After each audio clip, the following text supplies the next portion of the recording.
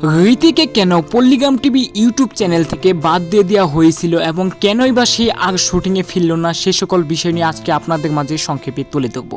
তার আগে আপনি যদি আমাদের চ্যানেলে নতুন দর্শক হয়ে থাকেন তাহলে অবশ্যই আমাদের চ্যানেলটি সাবস্ক্রাইব করে আমাদের পরিবারের সদস্য হয়ে যেতে পারেন।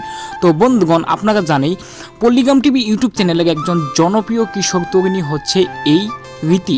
যারা প্রতিনিয়ত পল্লিগ্রাম টিভি ইউটিউব চ্যানেলগুলো দেখেন তারা হয়তো সকলেই এই রীতিকে চিনে থাকবেন।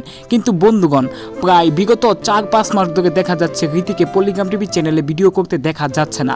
হঠাৎ করে কি হলো, কেনই বা তাকে আর পল্লিগ্রাম টিভি চ্যানেলে দেখা যাচ্ছে না? তো আজকে মূলত এই বিষয়টা জানতে পারবেন। তো সম্প্রতি রীতির একটি বার্ষিক পরীক্ষা শুরু হয়েছিল, সেই জন্য সে পল্লিগ্রাম টিভি ইউটিউব চ্যানেল থেকে প্রায় 2 মাসের জন্য একটা ব্রেক নেয়। কিন্তু 2 মাসের ব্রেক নেওয়ার পর সে যখন পরীক্ষাটা সফলভাবে দেওয়ার পরে আর কোনোভাবেই পল্লিগ্রাম টিভি চ্যানেলে তার ফেরা হয়নি।